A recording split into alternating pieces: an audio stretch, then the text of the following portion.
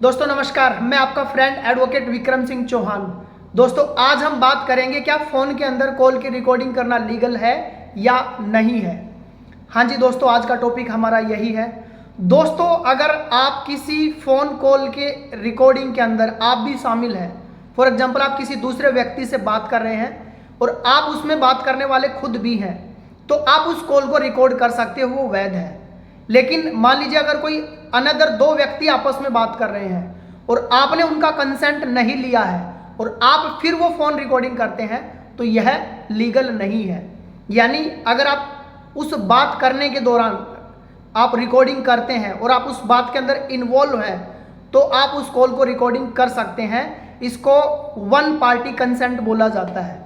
लेकिन अगर कोई अनदर दो पार्टी आपस में बात कर रही हैं और आप उनको बिना बताए उनकी कॉल रिकॉर्डिंग करते हो, तो ये लीगल नहीं है, ये थर्ड पार्टी कंसेंट के अंदर आता है। दूसरा, आपने मान लीजिए किसी दूसरे व्यक्ति की बात तो रिकॉर्ड कर ली, लेकिन उस रिकॉर्डिंग को आप सोशल मीडिया पे डाल के उनको डिफेम करने के लिए या उनको परेशान करने के लिए अगर आप मिसयूज करते हैं या आप किसी को ब्लैकमेल करने के लिए मिसयूज करते हैं, तो वो भी लीगल नहीं है। आप उसको पर्सनल कंसेंट के लिए या कोई कानूनी वैधता आपको देनी है, कोई कोर्ट में आपको एविडेंस देना है, तो उसके लिए आप उसको इस्तेमाल कर सकते हो। भारतीय टेलीग्राफ 1885 के रूल के अकॉर्डिंग और आईटी एक्ट 2000 के अकॉर्डिंग कॉल रिकॉर्डिंग कोर्ट के अंदर मान्य होती है। भले ही किसी पति पत्नी की कॉल रिकॉर्डिंग हो, वो उनको तलाक के लिए देनी हो, या किसी व्यापारी को अपने क्लाइंट या किसी दूसरे व्यापारी के साथ कॉल रिकॉर्डिंग हो, वो उनको कोर्ट में देनी हो, वो वैध होती है।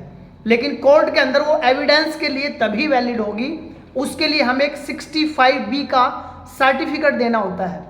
तो 65B के सर्टिफिकेट में क्या होता है, हमें एक सर्टिफिकेशन देना होता है कि जो ये कॉल रिकॉर्डिंग की गई है वो हमने कैसे की है, कौन से यंत्र से की है, हम जिस व्यक्ति से बात कर रहे हैं ये वही व्यक्ति है, इसमें किसी प्रकार का कोई मतलब वॉइस के अंदर चेंज नहीं किया गया है, किसी भी प्रकार की उस ऑडियो वीडियो के अंदर किसी प्रकार की एडिटिंग नहीं की गई है, और वो जो जिस काम के लिए हम उसको प्रेजेंट कर रहे हैं एविडेंस के रूप में, वो उससे संबंध रखती है, उससे रिलेटेड है।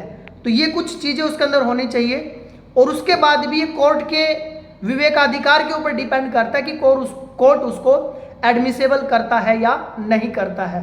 तो ये कुछ कॉल रिकॉर्डिंग के लिए दोस्तों डिटेल्स थी कि आप कॉल रिकॉर्डिंग कर सकते हैं या नहीं कर सकते हैं, और कर सकते हैं तो वो कहाँ तक वैलिड होती है।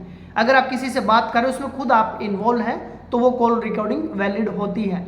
लेकिन आप किसी थर्ड पार्टी के विदाउट कंसेंट के आप करते हो, तो ये आर्टिकल 21 का उल्लंघन माना जाता है, वॉयलेशन ऑफ पर्सनल प्राइवेसी का वॉयलेशन ये माना जाता है।